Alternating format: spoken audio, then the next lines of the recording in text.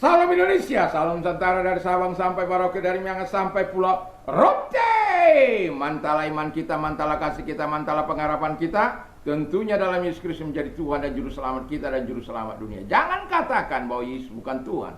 Jangan katakan pula bahwa Yesus bukan Juru Selamat. Dia adalah Tuhan, Dia adalah Juru Selamat. Kalau engkau percaya, engkau diselamatkan. Engkau tidak percaya, engkau akan dihukum. Yohanes 3 ayat 36. Dan Yesus sudah berkata dalam Yohanes 14 ayat yang ke-6, Akulah jalan dan kebenaran dan hidup, tiada seorang sampai kepada Allah kalau tidak melalui aku.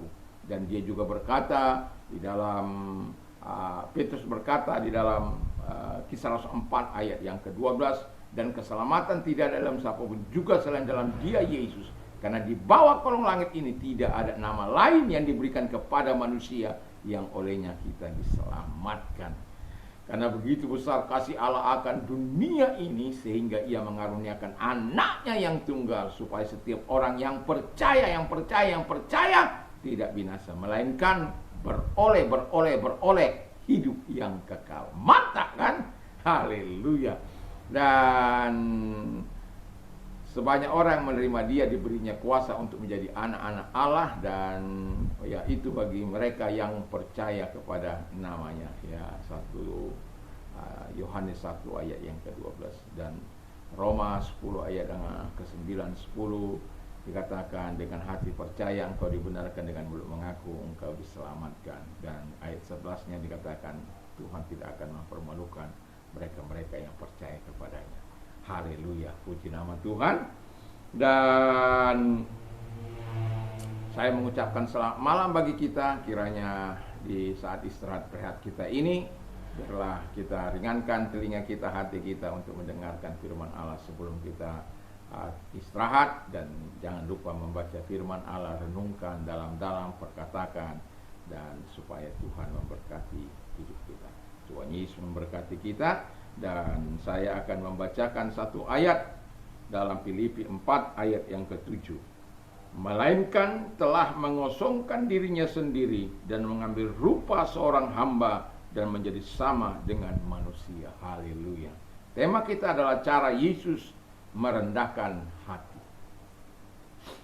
Yesus yang penuh dengan keagungan dan kemuliaan itu, dengan segala reputasi keilahiannya, dengan segala kekuatan surgawinya, tetapi Dia rela merendahkan hati, datang ke dalam dunia ini. Bagaimana cara Yesus merendahkan hati? Yang pertama, sebagaimana yang kita baca tadi dengan jelas, telah mengosongkan diri, telah mengosongkan dirinya sendiri. Dari apa Dia kosongkan? Kalau kita baca ayat 6, yang walaupun dalam rupa Allah, tidak menganggap kesetaraan dengan Allah. Allah itu sebagai milik yang harus dipertahankan. Dan sesuatu yang sangat luar biasa. Apa gunanya Dia lakukan? Apa kok Allah jadi manusia? Kok Allah aneh? Bagi sebagian manusia yang tidak percaya kepadanya, itu sebuah keanehan, sebuah keganjilan. Kok Tuhan jadi manusia? Yang lebih aneh itu kalau manusia jadi Tuhan. Kalau manusia jadi apapun dia bisa. Tapi dalam kesetaraannya dengan Bapa di surga, tidak menganggap itu harus hak yang harus dipertahankan. Dia mengosongkan dirinya dengan cara mengosongkan dirinya sendiri. Karena apa? Tema kita dengan jelas, cara Yesus merendahkan hati. Kita kan banyak kali tidak bisa merendahkan hati. Kita tidak sanggup merendahkan hati. Sudah tahu salah, kita ngotot. Sudah tahu tidak sesuai dengan ajaran firman Allah, kita ngotot. Sudah tahu tidak sesuai dengan undang-undang, ngotot, sehingga menimbulkan keributan. Sudah tahu tidak sesuai dengan ADART, ngotot.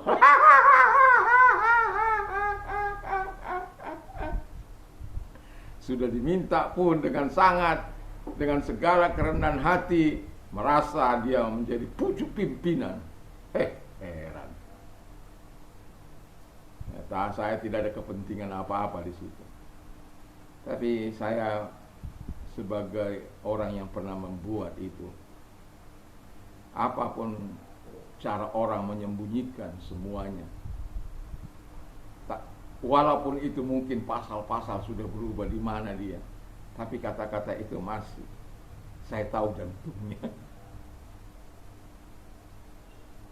Dan saya pastikan setiap orang yang beradu argumentasi dengan ADART itu, saya bisa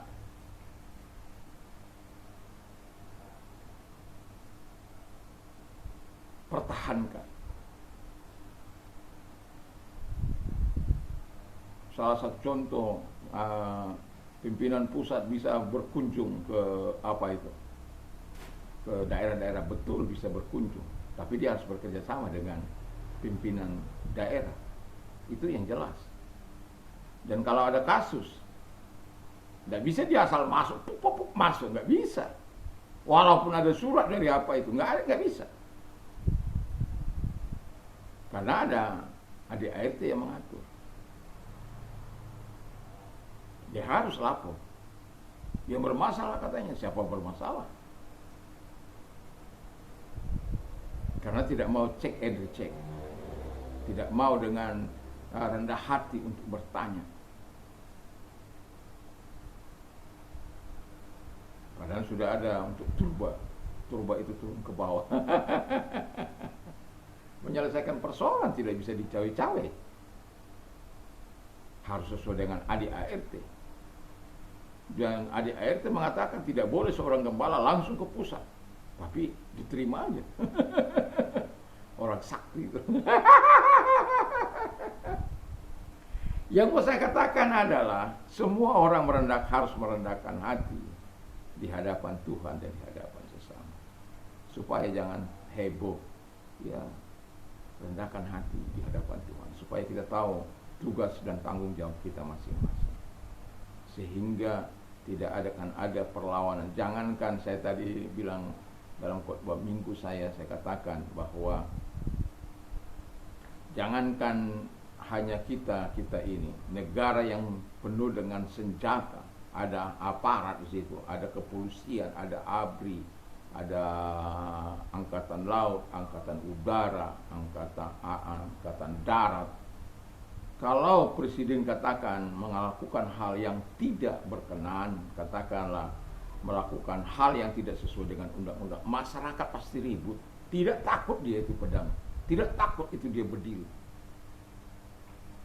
Kenapa? Ada hak-haknya yang dikangkangi. Dan itu sebabnya kita sebagai orang percaya harus menjadi teladan untuk tidak mengangkangi aturan-aturan main yang kita telah buat, yang kita telah sepakati di dalam Munas. Yang kedua, dikatakan firman Allah adalah ia mengambil rupa seorang hamba. Bayangkan, Allah yang Maha Kudus, Allah yang Maha Kuasa, Allah yang menyelamatkan itu, dia datang bukan dengan rupa sebagai orang bos, big boss. Kita kan suka menjadi big boss, menjadi menjadi atasan, ya, menjadi tuan, menjadi majikan. Itu kan yang kita suka. Memang itu disukai orang. Tapi Tuhan itu mengambil rupa seorang hamba, doulos, budak, servant. Kalau dalam pengertian budak Anda tahu, dia tidak berarti apa-apa. Itulah yang diambil Yesus. Dia tidak berarti apa-apa dalam dunia ini. Tapi dia adalah penyelamat bagi orang-orang percaya. Dia adalah penebus dosa kita. Dia adalah penyuci kita. Darahnya yang kudus itu. Darah hamba yang tak berarti, yang dibuang, yang dihinakan oleh pejabat-pejabat Romawi pada waktu, atau orang-orang Israel, pejabat-pejabat Israel, baik ahli Taurat, Farisi, dan lain sebagainya. Tapi Tuhan tetap melakukan tugas dan tanggung jawab. Dan yang ketiga, cara Tuhan merendahkan hati yang ketiga ialah ia menjadi sama dengan manusia. Jadi ya Dia mengambil rupa dalam merendahkan diri bahkan sampai mati di kayu salib. Dia tidak menolak tugas dan tanggung jawab yang ditaruh di pundaknya sebagai manusia. Kita tahu bahwa Tuhan itu yang kadang-kala tidak dapat diterima oleh orang-orang di sekitar kita yang tidak percaya pada Yesus. Masa Tuhan itu manusia 100%, dia ya juga Tuhan 100%. Itu dari mana logikanya itu? Masakan Tuhan yang maha dasar rela merundukkan diri? Itulah Tuhan kita. Mantap! Tuhan kita itu, makanya kita sebut dia Bapa, kita disebutnya anak. Bapa bertanggung jawab untuk keselamatan anaknya, kesejahteraan anaknya. Anak bertanggung jawab untuk selalu taat kepada bapaknya. Itulah kita. Puji nama Tuhan. Dan hasil dari perbuatan Yesus, tidak sedikit orang menyerahkan diri hidupnya kepada Tuhan dalam segala situasi dan kondisi. Kita lihat saja contoh itu Saulus, bagaimana dia orang hebat itu, tapi kemudian dalam Filipi 3, coba saya bacakan Filipi 3 ayat yang ke-10, dikatakan, yang kukehendaki ialah mengenal dia dan kuasa kebangkitannya dan persekutuan dalam penderitaan, di mana aku menjadi serupa dengan dia dalam kematiannya. Bayangkan itu. Ada orang-orang yang rela berkorban, menyerahkan nyawanya seperti Yesus. Kenapa? Dia merasakan, menikmati kelepasan pertolongan daripada Tuhan itu. Kita hanya meniru bagaimana Yesus merendahkan hati. Dan itulah sebabnya sebagai orang yang percaya, jangan pernah tinggi hati, jangan pernah sombong, karena sombong tidak akan membawa kita lebih dekat kepada Tuhan. Justru kesombongan adalah awal dari kehancuran, kesombongan awal dari kejatuhan kita. Dan Tuhan datang merendahkan diri, memberikan teladan bagi dunia ini agar dunia mengikuti teladannya. Dalam arti kalau orang seperti Yesus semua, maka tidak akan ada peperangan, tidak akan ada orang-orang yang iri dan dengki. Semua orang taat seperti dia, tidak akan ada kegoncangan, tidak akan ada keributan. Tapi sekalipun demikian, apakah walau Yesus sudah begitu, apakah semua orang senang? Enggak.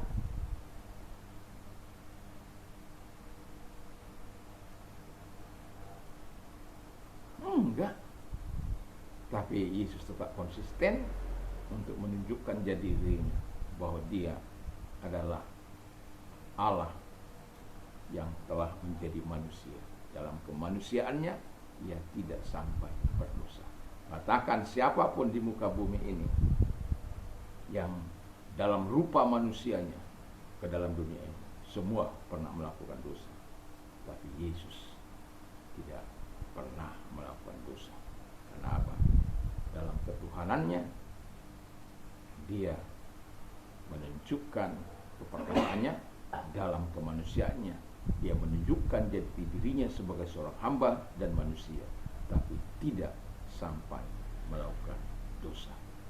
Dan kiranya kerendahan hati Yesus menjadi bagian hidup yang tidak terlepas dari hidup kita, sehingga kita berani mengosongkan diri kita untuk hal-hal yang baik, mengarani berhati hamba dan melakukan tugas-tugas dan tanggung jawab kita sebagai manusia di muka bumi. Mari kita berdoa. Terima kasih Tuhan, biarlah kami tetap berada dalam kehendak Bapa di surga, hingga kami tetap mau merendahkan diri. Kalau Yesus saja belajar melakukan di dalam muka bumi ini dengan segala kerendahan hatinya, siapa kami Tuhan? Kami mau belajar, dan itulah sebabnya Tuhan tolong kami. Dan bagi mereka yang sakit, kami mau berdoa. Dan kalau engkau mau didoakan, angkat kedua belah tanganmu, kita berdoa. Lihatlah Tuhan, tangan-tangan yang diangkat kepadamu. Kami percaya engkau tidak pernah abai terhadap mereka. Dan Tuhan mau menolong mereka dalam nama Tuhan Yesus. Segala sakit penyakit yang mereka derita, apapun itu, aku perintahkan dalam nama Yesus, keluar. Dan oleh bilu daripada Tuhan Yesus, mereka sembuh oleh kuasa-Mu, mereka sembuh. karena Engkau adalah Allah yang dahsyat bagi mereka. Dan bagi engkau yang mengalami masalah dalam persoalan hidup, angkat kedua belah tanganmu kalau engkau orangnya, dan kita berdoa. Tuhan, lihat juga tangan-tangannya diangkat kepadamu dalam menghadapi masalah. Kami tahu betapa beratnya hidup hari-hari ini Tuhan, tapi kami tetap percaya bahwa ada pemeliharaan Tuhan, ada perlindungan Tuhan, ada kuasa Tuhan yang terus akan mengikuti setiap kami orang yang menyerahkan diri kepadamu. Kami keluar dari segala kesusahan kami, kesulitan kami karena tangan Tuhan, dan kami butuh kuasa-Mu, kami butuh pertolongan-Mu, dan itulah sebabnya kami menyerahkan diri kepadamu dan semua kami Tuhan, di dalam nama Yesus. Pertolongan-Mu kami nikmati di dalam nama Yesus. Haleluya, amin. Selamat malam, selamat kita beristirahat, dan jangan lupa untuk berdoa, membaca firman Allah, dan berkatakan firman Allah. Mantap, mantap, mantap.